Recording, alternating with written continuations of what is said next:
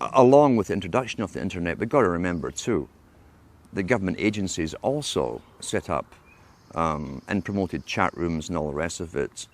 And there are agents within this strange nether region called the internet whose job it is to infiltrate people who are coming together as groups, communicating on specific topics to do with political changes and disrupting those groups. So already it's a battlefield, and they called it the cyber wars long before they even gave this internet to the people. It'd been an informational war, they said in all the papers.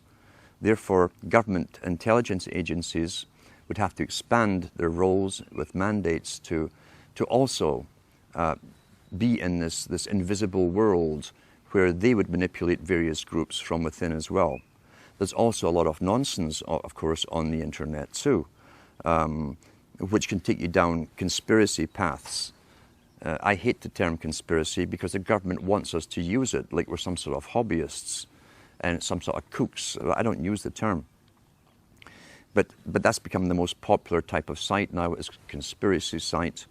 And there's many out there. There's professional agents out there as well who've been funded by governments and even launched by governments to be well known, especially in Europe, to lead the conspiracy sites. Then they bring in the UFOs, the aliens, until you have achieved your goal. Counterintelligence. Let's talk about counterintelligence and how it works. What is intelligence? Intelligence gathering is sending agents out to simply listen. To listen in marketplaces, bars, cafes, as to what the people are discussing. Lawrence of Arabia, in his own book, 7 Pillars of Wisdom, was trained as an agent. He was trained in Arabic languages. He was given lots of money, he and 11 other people, trained from Cambridge, and sent over to the Arabic countries to start up Arabic newspapers. Once they started putting stories in the newspapers, they went round the marketplaces, they hired lots of guys to listen to gossip, to see if the intelligence they were putting out in the papers was being discussed by the recipients, the readers. That's basic intelligence gathering. What is counterintelligence? Counterintelligence, from a government's perspective, is taking information and data that could be crucially, it could be bad for the ruling regime, and finding ways to counter that knowledge, counter it. What you do, standard-wise, if you can't defame the person who's bringing out a truth or kill them, is to bring out your own heroes.